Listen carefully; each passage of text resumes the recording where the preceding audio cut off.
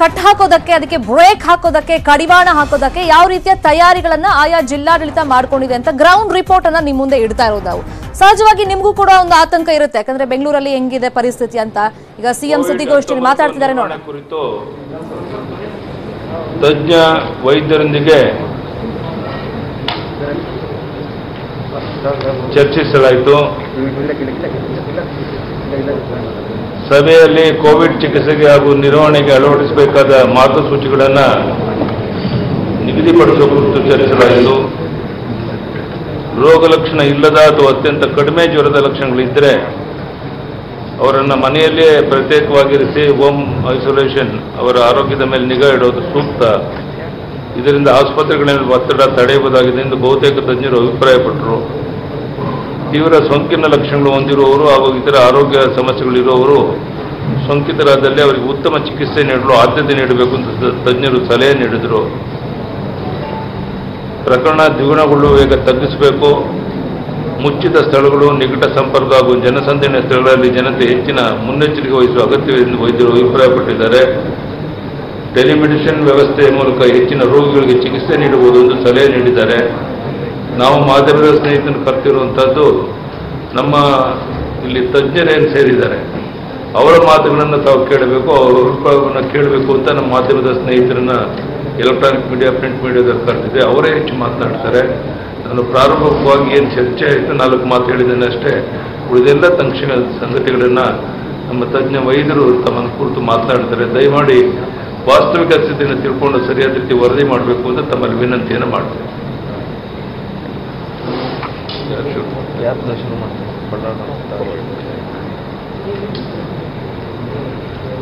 ಪ್ರಾರಂಭದಲ್ಲಿ ಇವಾಗ ಡಾಕ್ಟರ್ ಸುದರ್ಶನ್ ಬಲ್ಲಾಳರವರು ಮಣಿಪಾಲ್ ಸಮೂಹದ ಮುಖ್ಯಸ್ಥರು ಅವರು ಮಾತನಾಡ್ತಾರೆ.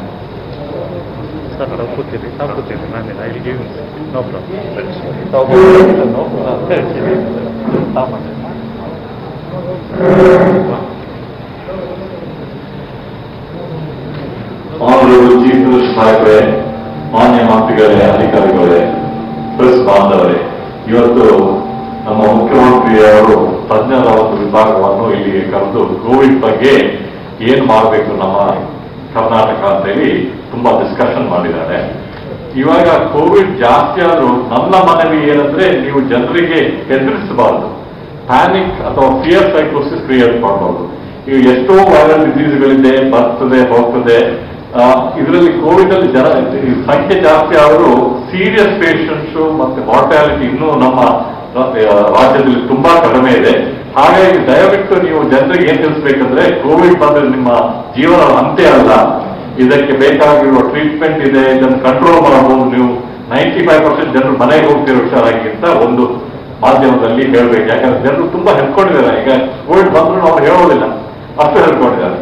ಎರಡನೇದಾಗಿ ಏನಂದ್ರೆ, ಈಗ ತುಂಬಾ ಏಸಿಂಪ್ಟಮ್ಯಾಟಿಕ್ ಅಂದ್ರೆ ಏನು ಕೋವಿಡ್ ಬಗ್ಗೆ ಸಿಂಪ್ಟಮ್ಸ್ ಇಲ್ಲದಿದ್ದವರು ಆಸ್ಪತ್ರೆಗೆ ಬಂದು ಅಡ್ಮಿಟ್ ಆಗೋ ಅವಶ್ಯಕತೆ ಇಲ್ಲ. ಇದರಿಂದಾಗಿ ತುಂಬಾ ಆಸ್ಪತ್ರೆ ಬೆಡ್ಗಳು ಫ್ರೀ ಆಗುತ್ತೆ. ಇದರ ಬಗ್ಗೆ ನಾವು ಮಾನ್ಯ ಮುಖ್ಯಮಂತ್ರಿಗಳೇ ಮತ್ತೆ medical education minister, health minister ಅವರಿಗೆ ರಿಕ್ವೆಸ್ಟ್ ಮಾಡಿದ್ದೀವಿ.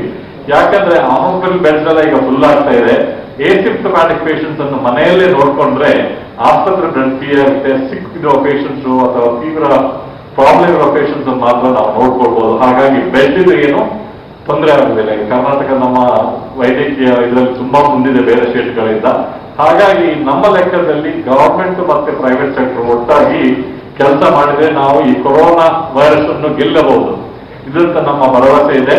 ಹಾಗಾಗಿ ಹೆದರಿಕೊಳ್ಳುವ ವಿಷಯ ಏನೂ ಇಲ್ಲ. ಕೊರೋನಾವನ್ನು ನಾವು ಖಂಡಿತ ಜಯಿಸ್ತೀವಿ. ನಮ್ಮ ಮಾನ್ಯ ಮುಖ್ಯಮಂತ್ರಿಗಳು ತುಂಬಾ ಸಪೋರ್ಟ್ ಕೊಟ್ಟಿದ್ದಾರೆ. ಪ್ರೈವೇಟ್ ಸೆಕ್ಟರ್ ಆಸ್ಪತ್ರೆಗಳೆಲ್ಲ ಅವ್ರ ಜೊತೆ ಮತ್ತೆ ಸರ್ಕಾರದ ಜೊತೆ ಸೇರಿ ಎಷ್ಟು ಸಾಧ್ಯ ಇದೆ ಅಷ್ಟು ಅಸಿಸ್ಟ್ ಮಾಡ್ತೀವಿ.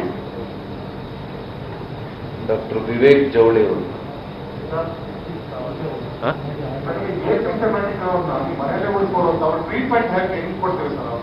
ಅಲ್ಲ, ಕ್ವಶನ್ಸ್ ಎಲ್ಲ ಮತ್ತೆ ತಗೊಳ್ತೀವಿ. ಮೊದಲು ಒಂದು 5-6 ಜನ ಇಂಪಾರ್ಟೆಂಟ್ ಎಕ್ಸ್ಪರ್ಟ್ಸ್ ಮಾತಾಡ್ಬೇಕು. ಮತ್ತೆ ಗೈಡ್ಲೈನ್ಸು ಅದರದ್ದು ಒಂದು ಇದಾದ್ಮೇಲೆ ಒಂದು ಸಭೆ ಕರೆದಿದ್ದಾರೆ ಮಾನ್ಯ ಮುಖ್ಯಮಂತ್ರಿಗಳು ಹಿರಿಯ ಅಧಿಕಾರಿಗಳ ಜೊತೆ. ಇನ್ನೂ ಕೂಡ ನಾವು ಫೈನಲ್ ಡಿಸಿಷನ್ ಅಂತ ಏನು ತಗೊಂಡಿಲ್ಲ. ಗೈಡ್ಲೈನ್ಸ್ ಆದ್ಮೇಲೆ ನೀವು ಪ್ರಶ್ನೆ ಕೇಳಿ. ಇದು ಸಲಹೆಗಳು ಮಾತ್ರ. ಎಲ್ಲ ಪರಿಣಿತರ ಸಲಹೆಗಳ ಮೇರೆಗೆ ನಾವು ಮತ್ತೆ ಮಾನ್ಯ ಮುಖ್ಯಮಂತ್ರಿಗಳ ನೇತೃತ್ವದಲ್ಲಿ ಒಂದು ಸಭೆ ಇದೆ, ಉನ್ನತ ಅಧಿಕಾರಿಗಳ ಸಭೆ. ಅದರಲ್ಲಿ ಕೂಲಂಕುಷವಾಗಿ ಎಲ್ಲ ಸಾಧಕ ಬಾಧಕಗಳನ್ನ ನಾವು ಚರ್ಚೆ ಮಾಡಿ ಮತ್ತೆ ಮಾರ್ಗಸೂಚಿಯನ್ನ ಇವತ್ತು ಬಿಡುಗಡೆ ಮಾಡುವಂತ ಕೆಲಸ ಆಗ್ತದೆ.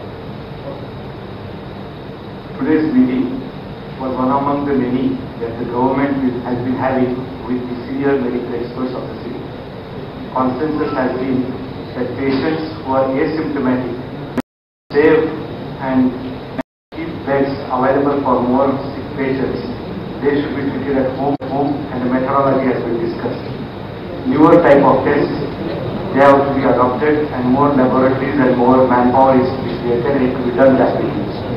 And thirdly, we also discussed about many other issues to make the supply chain more effective. And I think this will make the state look very different and have outcomes much different than many other states with this kind of a synergy between medical experts of the state and the government agencies.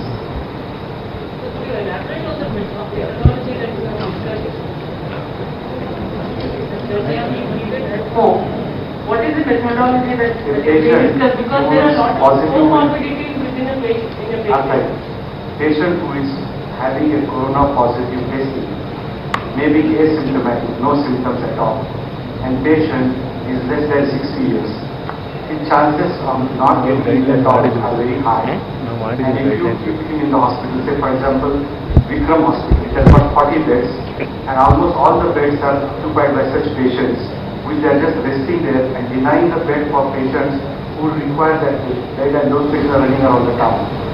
So these people, the doctors can give them a proper exact instructions and they can be monitored by the ground workers. Patients who are above 60, patients who have got symptoms, fever, sore throat, they have got mild restlessness, these are patients who have to be closely monitored, drugged properly and watched time to time. These are the patients who have to be in the hospital. These patients, if they are severe, then they will require oxygen. This oxygen is not 1 or 2 liters, it has to be high flow oxygen, 40 liters per minute. So there was a lot of discussion on getting alert and getting proactive on the supply chain management. We are lucky, unlike Bombay or Delhi today, we have learned a lot of lessons from their mistakes. A. B. We have got better drugs. C. We have got better new testing. Dr. Manjunath explained us about the rapid antigen testing and everybody agreed with him. And also the methodology, there was a good suggestion from the Home Minister that there are a lot of microbiologists in the university levels. So by cooperating the universities, every district has got 50 labs now. But a lot of load of these laboratories was coming into Bangalore on few government laboratories, and there was a wait time. So we discussed a lot about that, and that will be very effective and wait time will vanish.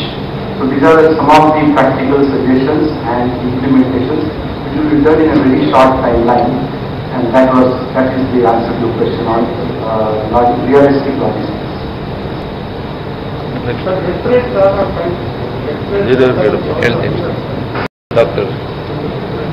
Dr. Sharan Patil, Sparsh. Namaskara. Firstly, the coronavirus, it's a very unknown entity for the entire world. But now in Karnataka, very synchronously, private to government, everything ಸೇರ್ಕೊಂಡು ಈ ಮೀಟಿಂಗ್ಗಳು ಮಾಡಿ ಇದಕ್ಕೆ ಒಂದು systematic approach. ಇಲ್ಲಿವರೆಗೂ ಏನೇನು ನಾವು lessons ಕಲ್ತಿದ್ದೀವಿ ಬೇರೆ ದೇಶದಿಂದ ಆಗಿರ್ಬೋದು ಅಥವಾ ಡೆಲ್ಲಿ ಅಥವಾ ಮುಂಬೈಯಲ್ಲಿ ಎಲ್ಲ ಕಡೆಯಿಂದ ಏನು ಲೆಸನ್ಸ್ ಕಲ್ತೀವಿ ತಿಳ್ಕೊಂಡು ಎಲ್ಲರೂ ಒಂದೇ ಮನಸ್ಸಿಂದ ಕೋಆಪರೇಷನ್ ಈ ರೀತಿಯಲ್ಲಿ ಬೆಡ್ಸ್ ಅವೈಲಬಿಲಿಟಿ ಯಾವ ಆಸ್ಪತ್ರೆಯಲ್ಲಿ ಇದೆ ಯಾವುದಿಲ್ಲ ಸೆಂಟ್ರಲೈಸ್ಡ್ ಆಗಿ ಒಂದು ತಿಳುವಳಿಕೆ ಬಂದ್ಬಿಟ್ರೆ ಒಂದು ಆಸ್ಪತ್ರೆಯಿಂದ ಇನ್ನೊಂದು ಆಸ್ಪತ್ರೆಗೆ ಓಡಾಡೋದು ಬೇಕಿಲ್ಲ. ಏಸಿಂಪ್ಟಮ್ಯಾಟಿಕ್ ಯಾವ ಥರದ ಸಿಂಪ್ಟಮ್ಸ್ ಇಲ್ಲದೆ ಇರೋರು ಮನೆಯಲ್ಲೇ ಇದ್ರೂ ಅವ್ರಿಗೆ ಒಂದು ಟೆಲಿವಿಷನ್ ಮುಖಾಂತರ ಅಥವಾ ಆನ್ಲೈನ್ ಮುಖಾಂತರವಾಗಿ ಅಡ್ವೈಸ್ ಸಿಗುತ್ತೆ. ಹಾಗಾಗಿ ಗಾಬರಿ ಆಗೋದು ಬೇಕಿಲ್ಲ. ಒಂದು ವೇಳೆ ಅವರು ಸಿಂಪ್ಟಮ್ಯಾಟಿಕ್ ಆದರೆ ಅವ್ರಿಗೆ ಇಮಿಡಿಯೇಟ್ ಆಗಿ ತಿಳುವಳಿಕೆ ಬರ್ಬೋದು ಯಾವ ಆಸ್ಪತ್ರೆಯಲ್ಲಿ ಬೆಡ್ ಇದೆ ಎಂದು ಹೋಗ್ಬೋದು. ಅವ್ರಿಗೆ ಅತಿ ಜಾಸ್ತಿ ಚಾರ್ಜ್ ಮಾಡದೇ ಕರೆಕ್ಟ್ ಆಗಿ ಗವರ್ಮೆಂಟ್ ಪ್ರಿಸ್ಕ್ರಿಪ್ಷನ್ ಪ್ರಕಾರ ಚಾರ್ಜ್ ಮಾಡಿ ಅವ್ರಿಗೆ ಟ್ರೀಟ್ಮೆಂಟ್ ಆಗುತ್ತೆ ಅನ್ನೋದು ಭರವಸೆ ಕೊಡೋಣ ಅಂತ ಸಲಹೆ ಕೊಟ್ಟಿದ್ದೀವಿ. ಅದ್ರ ಮೇರೆಗೆ ಗವರ್ಮೆಂಟ್ ಅವರು ಇದನ್ನೆಲ್ಲ ಯೋಚನೆ ಮಾಡಿ ಮಿನಿಸ್ಟರ್ ಚೀಫ್ ಮಿನಿಸ್ಟರ್ ಇದನ್ನೆಲ್ಲ ಯೋಚನೆ ಮಾಡಿ ಒಂದು ಪ್ರೋಟೋಕಾಲ್ ಅನ್ನ ಬಹಿರಂಗಪಡಿಸ್ತಾರೆ. ಅದ್ರ ಪ್ರಕಾರ ನಾವೆಲ್ಲರ ಜೊತೆಗೆ ಸೇರಿ ಬಹಳ ಮುಖ್ಯವಾದ ರೋಲ್ ಅಂದ್ರೆ ಮೀಡಿಯಾದು ಅಂತ ಹೇಳ್ಬೋದು. ಯಾಕೆಂದ್ರೆ ಕರೆಕ್ಟ್ ಆಗಿರೋ ಇನ್ಫಾರ್ಮೇಶನ್ ಕೊಟ್ರೆ ಬಹಳ ಒಳ್ಳೆಯದಾಗತ್ತೆ. ಈ ವಯಸ್ಸಾದವರಂತೂ ಟೆಲಿವಿಷನ್ ನೋಡಿ ಅಥವಾ ಮೀಡಿಯಾ ನೋಡಿ ಬಹಳನೇ ಗಾಬರಿ ಆಗ್ತಾ ಇದ್ದಾರೆ. It has to be ration, ಎರಡು ಬ್ಯಾಲೆನ್ಸ್ ಇರಬೇಕು. ಎಷ್ಟೊಂದು ಜನ ನಮ್ಮ ಆಸ್ಪತ್ರೆಯಲ್ಲೇ ರಿಕವರ್ ಆಗಿ ಮನೆಗೆ ಹೋಗಿದ್ದಾರೆ. ಒಂದು 17 ಜನ ಪೇಷಂಟ್ಸ್ ರಿಕವರ್ ಆಗಿ ಮನೆಗೆ ಹೋಗಿದ್ದಾರೆ. ಅವ್ರ ಸ್ಟೋರೀಸ್ನ ನಾವು ಎತ್ತಿಡಿದು ಅವ್ರು ಹೇಗೆ ರಿಕವರ್ ಆಗಿ ಮನೆಗೆ ಹೋದ್ರು, ಅವ್ರಿಗೇನು ಕಷ್ಟ ಆಗಿಲ್ಲ ಅನ್ನೋದು ತೋರಿದ್ರೆ ಬಹಳ ಜನಕ್ಕೆ ಒಂದು ಹೋಪ್ ಸಿಗುತ್ತೆ. ಅದು hope is the most important thing in medical practice. ಅದಕ್ಕೆ ತಮ್ಮೆಲ್ಲ ಸಹಕಾರ ಬೇಕು ಅಂತ ಹೇಳಕ್ ಇಷ್ಟಪಡ್ತೀನಿ. ಒಂದು ಕ್ಲಾರಿಫಿಕೇಶನ್ ಅಂದ್ರೆ ಹೋಮ್ ಟ್ರೀಟ್ಮೆಂಟ್ ಸಂದರ್ಭದಲ್ಲಿ ಬೇರೆ ಬೇರೆ ರೀತಿಯ ಸಮಸ್ಯೆಗಳು ಅವೆಲ್ಲ ಚರ್ಚೆ ಆಗಿರೋದು ಸ್ವಲ್ಪ ಎಕ್ಸ್ಪ್ಲೈನ್ ಮಾಡಬಹುದು ಸರ್? ಅಂದ್ರೆ ಯಾವ ರೀತಿ ಅವ್ರು ಮೇಂಟೈನ್ ಮಾಡಬೇಕು ಹೋಮ್ ಟ್ರೀಟ್ಮೆಂಟ್ ಸಂದರ್ಭದಲ್ಲಿ ಅಂತ ಮಾಡ್ತೀರಾ? ಹೋಮ್ ಟ್ರೀಟ್ಮೆಂಟ್ ಅನ್ನ ಏನಿಲ್ಲ, ಸಿಂಪ್ಟಮ್ಯಾಟಿಕ್ ಆಗಿದ್ದು ಕೋವಿಡ್ ಪಾಸಿಟಿವ್ ಆಗಿದ್ರೆ ಅವ್ರಿಗೆ ಯಾವ ತರದ್ದು ಟ್ರೀಟ್ಮೆಂಟ್ ಬೇಕಿಲ್ಲ ಎಕ್ಸೆಪ್ಟ್ ಐಸೋಲೇಷನ್. ಅದು ಯಾವ್ದು ಮೆಡಿಸಿನ್ ತಗೊಳ್ಳೋದು ಬೇಕಿಲ್ಲ, ಏನಿಲ್ಲ, ಬರೀ ಐಸೋಲೇಷನ್ ಬೇಕು ಅವ್ರಿಗೆ. ಒಂದ್ ವೇಳೆ ಅವ್ರು ಸಿಂಪ್ಟಮ್ಯಾಟಿಕ್ ಆಗಿ ಈ ಉಸಿರಾಟಕ್ಕೆ ತೊಂದರೆ ಆಗಿ ಅಥವಾ ಜ್ವರ ಬಂದು ಆ ಥರ ಆದ್ರೆ ನಮಗೆ ಫೀವರ್ ಕ್ಲಿನಿಕ್ಸ್ ಅಂತಿದೆ. ಈಗ ಆಗಲೇ ಬಹಳಷ್ಟು ಮಾತಾಡಿದ್ದೀವಿ. ಪಲ್ಸ್ ಆಕ್ಸಿಮೀಟರ್ ಅಂತ ಒಂದು very simple hand held device ಇದೆ. ಅದನ್ನ ನಾವು ಪಲ್ಸ್ ಆಕ್ಸಿಮೀಟರ್ ಹಾಕಿ ನೋಡಿದಾಗ ಅವ್ರ ಸ್ಯಾಚುರೇಷನ್ ಏನಾದರೂ ಕಡಿಮೆ ಆದರೆ immediately they can go. But ಅವ್ರಿಗೆ ಕ್ಲಿಯರ್ ಆಗಿ ಇನ್ಸ್ಟ್ರಕ್ಷನ್ಸ್ ಇದೆ. ಹಿಂಗಾದಾಗ ಯಾರು ಕಾಂಟ್ಯಾಕ್ಟ್ ಮಾಡಬೇಕು, ಯಾವ ಆಸ್ಪತ್ರೆಯಲ್ಲಿ ಬೆಡ್ ಇದೆ, ಎಲ್ಲಿ ಹೋಗ್ಬೇಕು ಅಂತ ಒಂದು ತಿಳುವಳಿಕೆ ಕೊಟ್ಬಿಟ್ರೆ we are pretty much taking care. ನಾವು ಪರ್ಫೆಕ್ಟ್ ಸಿಸ್ಟಮ್ ಇನ್ವಾಲ್ವ್ ಮಾಡೋದು ಬಹಳ ಕಷ್ಟ. ಬಟ್ ಕೆಲವು ಯಾವುದೇ ರೀತಿಯಲ್ಲಿ ಹೋದ್ರು ಕೆಲವೊಂದು ಹೆಚ್ಚು ಕಮ್ಮಿ ಇದ್ದೇ ಇರ್ತದೆ. But with resources, limited resource. ಈ ಥರ ಪ್ಯಾಂಡಮಿಕ್ ಯಾವತ್ತೂ ಆಗೇ ಇಲ್ಲ ಜಗತ್ತಲ್ಲಿ, ಅಂದರೆ ಈ ಮಟ್ಟಕ್ಕೆ ಮಾಡರ್ನ್ ಇಂಡಿಯಾನಲ್ಲಿ ಆಗೇ ಇಲ್ಲ. ಇಂಥ ವೇಳೆಗೆ ನಮ್ಮ ರಿಸೋರ್ಸಸ್ ಎಷ್ಟಿದೆ ಅದನ್ನು ಎಷ್ಟು ಬೆಸ್ಟ್ ಆಗಿ ನಾವು ಯುಟಿಲೈಸ್ ಮಾಡಬೇಕು ಅನ್ನೋದೇ ಮೋಸ್ಟ್ ಇಂಪಾರ್ಟೆಂಟ್. ಯಾರಿಗೆಲ್ಲಾಗಿನ ನೆಸೆಸಿಟಿ ಜಾಸ್ತಿ ಇದೆಯೋ ಅಂಥವ್ರಿಗೆ ಇದು ತಲುಪಿಸೋದು ಬಹಳ ಇಂಪಾರ್ಟೆಂಟ್. ನಮ್ಮ ಆಸ್ಪತ್ರೆಗಳು ಕೂಡ more than 60% of them are asymptomatic. ಇನ್ನೇ ಒಂದು ಹಾಸ್ಪಿಟಲಲ್ಲಿ ಲ್ಯಾಪ್ಟಾಪ್ ಇಟ್ಕೊಂಡು ಕೂತಿದ್ದಾರೆ, ಬಟ್ ಗಾಬರಿ ಅವ್ರಿಗೆ ಕೂತ್ಕೊಳ್ಳೇಬೇಕು, ಹಾಸ್ಪಿಟಲ್ ಬೆಡ್ ಬೇಕೇ ಬೇಕು ಅಂತ. ಸೊ ದ್ಯಾಟ್ ಸಿಚುವೇಶನ್ ನಾವು ಅವಾಯ್ಡ್ ಮಾಡಿದ್ರೆ ಭಾಳ ಒಳ್ಳೆಯದಾಗುತ್ತೆ. ಯಾಕಂದ್ರೆ ಅವ್ರಿಗೆ ಈಗ ಸದ್ಯಕ್ಕೆ ಏನಿದೆ ಅಂದರೆ ಅವ್ರ ಮನೆಯಲ್ಲಿದ್ದರೆ ಅವ್ರು ಕೋವಿಡ್ ಪಾಸಿಟಿವ್ ಬಂದ್ಬಿಟ್ರೆ ಗೌರ್ಮೆಂಟ್ ಅವ್ರು ಬಂದ್ಬಿಟ್ಟು ಕರ್ಕೊಂಡೋಗಿ ಅವರಿಗೆ ಗೌರ್ಮೆಂಟ್ ಹಾಸ್ಪಿಟಲ್ ಅಡ್ಮಿಟ್ ಮಾಡ್ತಾರೆ ಅಂದ್ಬಿಟ್ಟು ಬೇಗ ಓಡ್ಬೋದು ಪ್ರೈವೇಟ್ ಹಾಸ್ಪಿಟಲ್ ಕೂತ್ಕೊಂಡಿದ್ದಾರೆ. ಈಗ that whole chaos has to be avoided. 2-3 ರೀತಿ ಒಂದು ಆತಂಕ ಇದೆ. ಯಾಕೆಂದ್ರೆ ಅಲ್ಲಿ ಮನೆಯಲ್ಲೇ ಇದ್ರೆ ಐಸೋಲೇಷನ್ ಆದ ಸಂದರ್ಭದಲ್ಲಿ ಅಕ್ಕಪಕ್ಕದ ಮನೆಯವರು ಬಿಡಲ್ಲ, ಜೊತೆಗೆ ಆ ಮನೆಯವರು ಕೂಡ ಗಾಬರಿ ಆಗುತ್ತೆ. ಅದು ವಯಸ್ಸಾದವರ ಮನೆಯಲ್ಲೇ ಇರ್ತಾರೆ, ಅವ್ರು ಏನ್ ಮಾಡ್ಬೇಕು ಅಂತ. ಯಾಕೆಂದ್ರೆ ಅಲ್ಲಿ ಶೌಚಾಲಯ ವ್ಯವಸ್ಥೆಗಳಿರಲ್ಲ, ಈ ರೀತಿಯ ಸಮಸ್ಯೆನೂ ಇರುತ್ತೆ. ಯಾಕೆಂದ್ರೆ ಎಲ್ಲಾ ಮನೆಯಲ್ಲೂ ಕೂಡ ಸಪರೇಟ್ ಆಗಿ ಶೌಚಾಲಯ ವ್ಯವಸ್ಥೆ ಇರಲ್ಲ. ಇದಕ್ಕೆಲ್ಲ ಯಾವ ರೀತಿ ಕ್ರಮ ಕೈಗೊಳ್ಳಿಲ್ಲ ಅಂತ ನೋಡಿ. ವಿಶ್ವಾದ್ಯಂತ ಹೋಮ್ ಐಸೋಲೇಷನ್ ಮಾಡದಲ್ಲೇ ಯಾವ ನಗರದಲ್ಲಿ ಯಾವ ದೇಶದಲ್ಲಿ ಕೂಡ ಕೊರೋನಾನ ಟ್ರೀಟ್ಮೆಂಟ್ ಮಾಡಿಲ್ಲ. ಎಂಥ ಮೋಸ್ಟ್ ಅಡ್ವಾನ್ಸ್ ದೇಶ ಆಗಿರಲಿ, ಮೋಸ್ಟ್ ಅಡ್ವಾನ್ಸ್ ಇದಾಗಿರಲಿ, ಅವ್ರ ಹತ್ರ ಇರೋ ಬೆಡ್ಸ್ನಲ್ಲೇ ಎಲ್ಲರೂ ಟ್ರೀಟ್ ಮಾಡಬೇಕು ಅಂತ ಎಲ್ಲೂ ಆಗಿಲ್ಲ. ಹಾಗಾಗಿ ಬೆಂಗಳೂರಿನಲ್ಲಿ ನಾವು ಅದನ್ನ ಮಾಡಕ್ ಹೊರಡ್ತೀವಿ ಅಂದ್ರೆ ಅದು ಅತಿಶಯೋಕ್ತಿ ಆಗುತ್ತೆ. ಆದ್ರಿಂದ ಇದು ಸೈಂಟಿಫಿಕ್ ಆಗಿರೋ ಗೈಡ್ಲೈನ್ಸ್. ಇದಕ್ಕೆ ನೀವು ಹೇಳಿದ ಕ್ವಶನ್ಗೆ ಈಗ ನಮ್ಮಲ್ಲಿ ಒಂದು ಟೆಕ್ನಿಕಲ್ ಅಡ್ವೈಸರಿ ಗ್ರೂಪ್ ಅಂತಿದೆ. ಅದು ಪ್ರೊಫೆಸರ್ MK ಸುದರ್ಶನ್ ಸರ್ ಅದಕ್ಕೆ ಚೇರ್ಮನ್. ಆಗಲೇ ಗೈಡ್ಲೈನ್ಸ್ ಡೆವಲಪ್ ಮಾಡಿದ್ವಿ. ಯಾರಿಗೆ ಹೋಮ್ ಐಸೋಲೇಷನ್ ಬೇಕು, ಯಾರಿಗೆ ಆಗಲ್ಲ. ಯಾರಿಗೆ ಬೇಕು ಅಂದ್ರೂ ಕೆಲವು ನಾವು ಕೊಡೋದಿಲ್ಲ. ಅದು ಸೈಂಟಿಫಿಕ್ ಕ್ರೈಟೀರಿಯಾ ಇದೆ, ಆ ಪದ್ಧತಿ ಪ್ರಕಾರನೇ ಮಾಡೋದು. ನಂಗೆ ಅವಕಾಶ ಬಂದಿರೋದ್ರಿಂದ ನಾನು ಇನ್ನೂ 2 ಮಾತುಗಳು ಹೇಳ್ತೀನಿ ಮಾಧ್ಯಮ ಮಿತ್ರರಲ್ಲಿ. ದಯವಿಟ್ಟು ಎಲ್ಲೋ ಒಂದಾಗುವ ಸಾವಿಗೆ ಜಾಸ್ತಿ ಒತ್ತು ಕೊಟ್ಟು ರಿಕವರಿ ರೇಟ್ ತೋರಿಸ್ದಲೆ ಈ ಕೆಲವೆಲ್ಲ ಭಾಷೆ ನಾವೇನು ಉಪಯೋಗ ಮಾಡ್ತಾ ಇದ್ದೀವಿ, ರುದ್ರ ತಾಂಡವ, ಇದು ರಣಕೇಕೆ, ಇದು ನೃತ್ಯ ಆಡ್ತಾ ಇದೆ, ಮೃತ್ಯು, ಆಮೇಲೆ ಬಾಂಬೆಯಿಂದ ಬಂದಂತ ಬಾಂಬು, ಇದೆಲ್ಲ ಆಗೋದ್ರಿಂದ ಪಾಪ ಮನಸ್ಸಲ್ಲಿ ಅವ್ರಿಗೆ ಏನು ಗೊತ್ತೇ ಇರ್ದಿಲ್ಲದವ್ರಿಗೆ ಯಾವುದೋ ಒಂದು ಭೂತನ ಸೃಷ್ಟಿ ಮಾಡಿ ಅವ್ರು ಎದುರ್ಕೊಂಡು ಮನೆಯಿಂದ ಹೊರಗಡೆನೂ ಬರಂಗಿಲ್ಲ, ಸಿಂಪ್ಟಮ್ ಬಂದ್ರೆ ಹೇಳೋದಿಲ್ಲ, ಟೆಸ್ಟ್ ಮಾಡಿಸೋದಕ್ಕೂ ಎದುರ್ಕೊಂತಾರೆ. ಆಮೇಲೆ ಹಾಸ್ಪಿಟ್ಲ್ ಹೋಗ್ಬಿಟ್ರೆ ಇನ್ನೇನು ಮುಗ್ದೇ ಹೋಯ್ತು ನಮ್ ಕತೆ ಅನ್ನಂಗೆ ಹಾಸ್ಪಿಟ್ಲ್ ಎಲ್ಲ ಕೆಟ್ಟವು, ಇಲ್ಲೋದ್ರೆ ಅಲ್ಲಿ ಕಷ್ಟ, ಅದೋದ್ರೆ ಇದು ಕಷ್ಟ, ಆಂಬ್ಯುಲೆನ್ಸ್ ಇಂದ ಹೊರಗಡೆನೆ ಬರೋದಿಲ್ಲ. ದಯವಿಟ್ಟು ಹೌದು ತೊಂದರೆ ಇದೆ. ಈಗೇನು ನಾವು ಎಲ್ಲರೂ ಜೊತೆ ಕೆಲಸ ಮಾಡಬೇಕು, ಎಲ್ಲರೂ ಇದು ಸಹಭಾಗಿತ್ವದಲ್ಲಿ ನಡಿಬೇಕು. ಕಷ್ಟ ಇದೆ ಅಂದಾಗ ಸರ್ಕಾರದ ಬಳಿ ಬಂದು ಹೇಳಿ ಈ ತರ ಪ್ರಾಬ್ಲಮ್ ಇದೆ ಅಂತ ಕನ್ಸ್ಟ್ರಕ್ಟಿವ್ ಅದನ್ನ ಮಾಡ್ತಾರೆ. ನಾವೆಲ್ಲ ಸರ್ಕಾರೇತರ ಖಾಸಗಿಯಿಂದ ಬಂದಿರೋರು. ನಮಗೆ ಇದು ನೋಡಿದಾಗ ಅನ್ಸುತ್ತೆ, ಅಯ್ಯೋ ನನಗೆ ಹೆದರಿಕೆ ಆಗ್ತಾ ಇದೆಯಲ್ಲಪ್ಪ, ನನಗೆ ಇಷ್ಟು ಗೊತ್ತಿದ್ದು ಇದ್ರ ಬಗ್ಗೆ ಎಪಿಡೆಮಿಯಾಲಜಿ ನನಗೆ ಹೆದರಿಕೆ ಆಗ್ತಾ ಇದೆ ಅಂದ್ರೆ, ಯಾರಿಗೂ ಗೊತ್ತಿಲ್ಲ ಅಂದ್ರೆ ಅವ್ರ ಮನಸ್ಸಿನ ಮೇಲೆ ಎಷ್ಟು ದುಷ್ಪರಿಣಾಮ ಬೀಳುತ್ತೆ. ದಯವಿಟ್ಟು ನಿಮ್ಮ ಜವಾಬ್ದಾರಿ ಮಾಧ್ಯಮ ವರ್ಗದಿಂದ ಇವತ್ತು ಸಹಭಾಗಿತ್ವ ಮಾಡಿದ್ರೆ ಈ ಕೊರೋನಾ ನಾವು ಜೊತೆಲಿ ಗೆಲ್ಬಹುದು ಅಂತ ನನ್ನ ನಿಮ್ಮಲ್ಲಿ ಒಂದು ಕೋರಿಕೆ. ಆಮೇಲೆ ಸಲಹೆಗಳನ್ನು ಪರಿಗಣಿಸ್ತೀವಿ ಸರ್, ಪರಿಗಣಿಸ್ತೀವಿ. ನೆನ್ನೆ ಬಳ್ಳಾರಿ ಒಂದು ಕೇಸ್ ಆಯ್ತು, ಅದನ್ನ ನಾವು ಯಾವ ರೀತಿ ತೋರಿಸ್ಬೋದಾಗಿ ಹೇಳಿ. ಒಂದು ಶವಗಳನ್ನ ಆ ರೀತಿ ಇದು ಮಾಡಿ ಈ ರೀತಿ ವೈಫಲ್ಯಗಳನ್ನು ತೋರಿಸಬಾರದು ಹೆಂಗೆ ಅಂತ ನಿಮ್ಮ ಸಲಹೆಗಳನ್ನು ಹೋಗ್ತೀವಿ. ಆ ರೀತಿ ನಾವು ಯಾವ ರೀತಿ ನಿರೀಕ್ಷೆ ಮಾಡಬಹುದು ನಿಮ್ಮ ಸರ್ಕಾರದಿಂದ? ಈಗ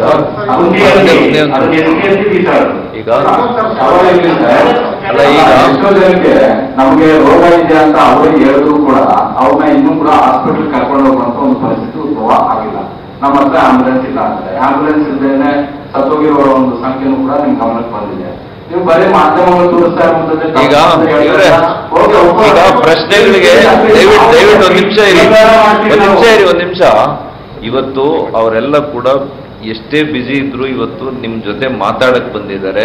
ಅವರು ಈ ಕೋವಿಡ್ ಬಗ್ಗೆ ಪರಿಣಿತರಾಗಿರೋದ್ರಿಂದ, ಆರೋಗ್ಯ ಕ್ಷೇತ್ರದಲ್ಲಿ ಬಹಳಷ್ಟು ಅವರು ಅನುಭವ ಹೊಂದಿರುವಂತಹ, ಬಹಳ ಪರಿಣಿತಿ ಹೊಂದಿರತಕ್ಕಂಥ ಸ್ಪೆಷಲಿಸ್ಟ್ ನಮ್ಮ ಜೊತೆ ಇರೋದ್ರಿಂದ ಅವ್ರ ಸಮಯನ ನಾವು ಕಳಿದೀರಾ.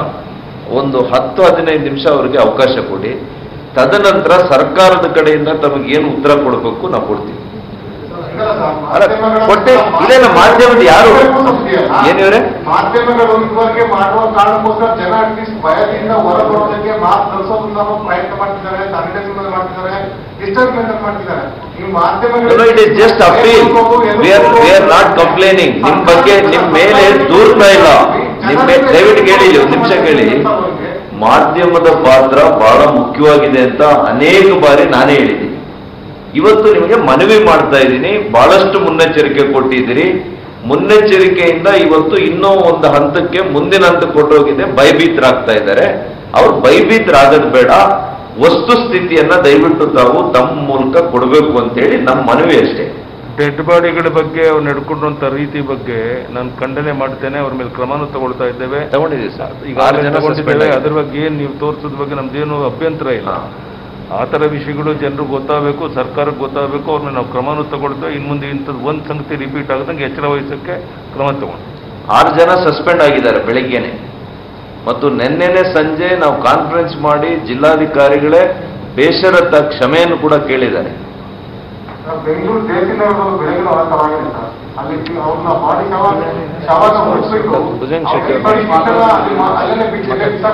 ಬೇರೆ ವಿಷಯ ಮಾತಾಡ್ತಾರೆ. ಡಾಕ್ಟರ್ ಭುಜಂಗ್ ಶೆಟ್ಟಿರವರು ನಾರಾಯಣ ಸಂಸ್ಥೆ.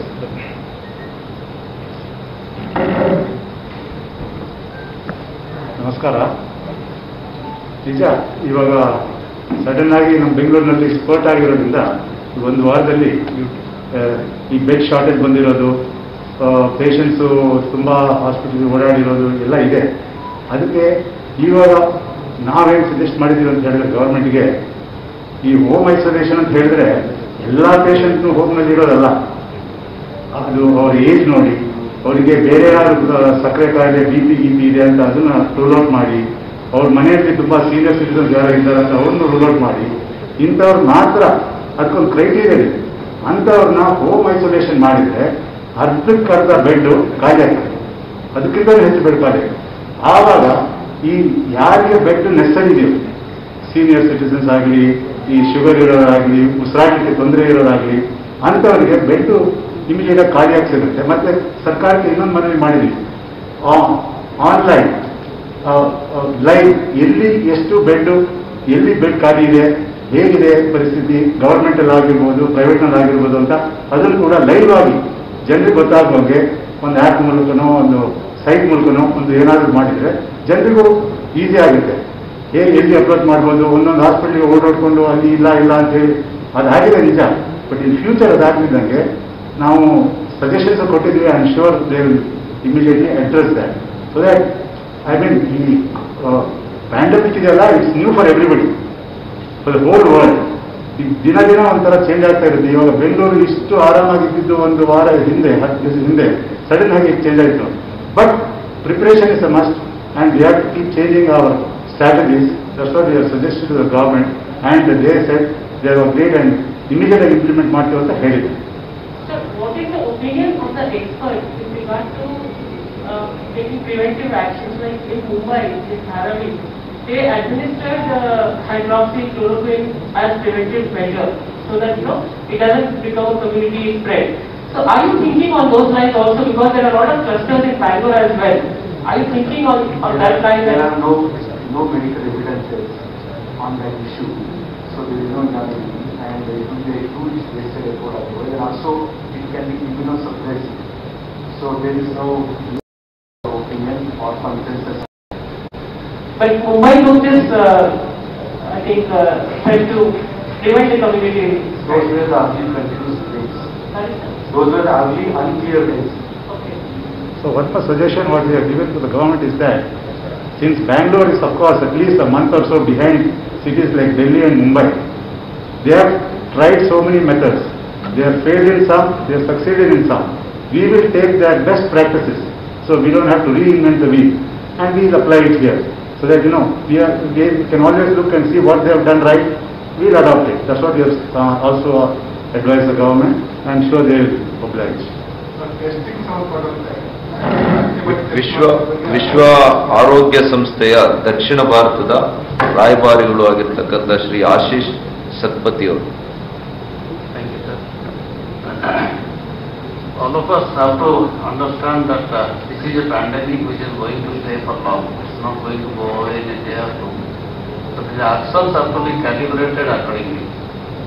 We are very happy to see that the way the government is taking advice from the technical experts and trying to take everybody along, including the private sector. WHO advises test, trace, treat and contain as the main motto for the dealing with this pandemic at this point of time. And here we see that another the technology has also been added, and the Bangalore model of containing the spread so far has been appreciated, and we have also shared lots of learning from here with other states, and we are working very closely with the government in this regard. And right now, like many of you are asking about the preventive steps what could be taken, how we can take it forward. The steps are very simple, like wearing the face covers and face masks, avoiding the congregations. Those are the key steps which will be actually able to prevent the spread and development of clusters. Already there are definite SOPs which are in place to deal with the clusters which are developing, and like Dr. Giridhar said, there is a technical committee in place which is looking into the development of different SOPs, and they are again getting implemented. One of the questions which we have also requested the Honorable CM and the government also is to maybe develop a centralized kind of registry where the bed allocation and the other things can be fast-tracked. That's our opinion, and together like media also has a very important responsibility, and together all of us can propagate this message of community participation. People have to really take these preventive measures for this pandemic to be prevented from spreading further. And until the vaccine comes or a definitive treatment comes, these are the only non-medical interventions which are going to help us in controlling the spread further. Thank you. Dr. Satish, pulmonologist. Giridhar.